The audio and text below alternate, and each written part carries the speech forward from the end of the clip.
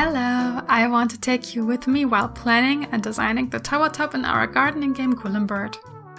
We will discuss the requirements of this area on the map, which NPCs will be found there, its purpose, functionality, and its visual appearance.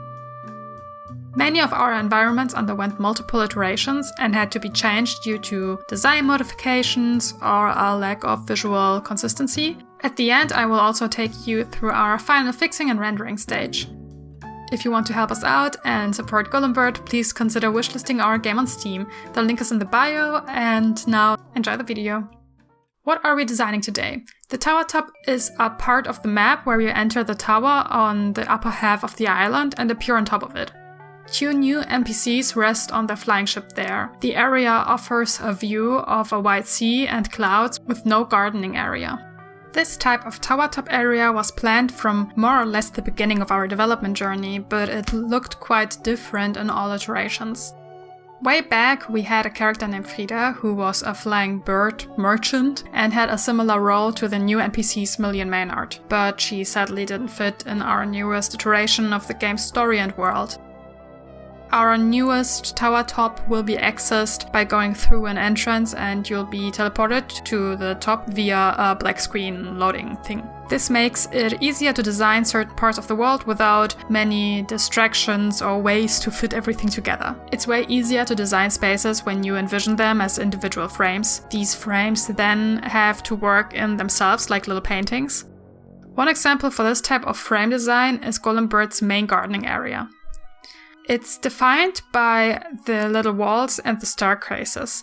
The house entrance is also very central and is therefore one of the focal points. In this case, there is a lot of free space, but Golembert needs some space for his plants after all. The framing makes it very easy to understand where you can place objects and how you can arrange them. We want to design the tower top area similarly. Because it's separate from every other area on the island, we will always have everything in this one frame. That's why it has to function well within this constraint.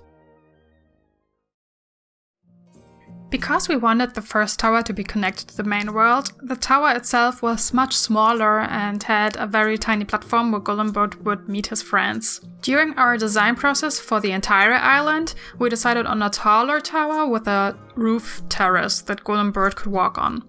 Leon is a history fan and loves old architecture like strongholds and fortresses. This is why every time I mindlessly design such buildings, he encourages me to research more real-life inspirations rather than being purely inspired by my visual library from fantasy movies. This is how we decided on a tower with the shape of pinnacles called Schwalbenschwanzzinnen in German. The direct translation is swallowtail pinnacles, so I hope that's the correct translation, it sounds right. Another reason for this type of pinnacle and the tower design is that they were often used in countries like Italy, and Golembert's island is inspired by Mediterranean places, so this fits together. Next to our real-life references, we also have our Ghibli inspiration always looming over us. We aim for the tower to have a simple yet overgrown look. Now let's discuss the new NPCs. You have already encountered Zuzu, who is waiting on her pirate ship at the harbor. Additionally, we have 2 new characters, Millie and Maynard, who are traders from a distant coast. They are a duo of one younger cat and an older father dog who work on their flying merchant ship, even though their anti-capitalistic beliefs make them rebel a lot. Millie is the person in charge, and that's why Golembert mainly talks to them. Maynard, on the other hand, is mostly throwing in some remarks during conversations, but he isn't really a quest giver or a person Golembert trades with. That's why Millie needs to be in the center of the ship and needs to be easy to access. We wanted to design them as if they work at the same company, which in this case is the highly capitalistic Trade Co., and that's why they needed some blue, beige, gold company uniforms. Their wardrobe is inspired by late 19th to early 20th century fishermen. Although Millie and Maynard aren't actually fishing, they spend most of the time on the ship transporting goods to sell. The fisherman's look also emphasizes the Mediterranean setting of our game. And even if we wanted to have uniform outfits to underline their job, their hands-on worker uniform still distances them from the highly polished trade co, which is important to get their anti-establishment and rebellious personality better. As a fun fact, Millie's design is inspired by our cat Nori, whom we adopted from an animal shelter. Maynard, on the other hand, is inspired by all the white terriers we encountered during our vacation in Italy years ago. This little detail just really stuck with us from this vacation. Millie and Maynard travel on a flying ship that needs to carry food, plants and other goods. In an earlier stage of our development journey, we chose ships with large balloons as a means of flying, and this idea just has become a staple.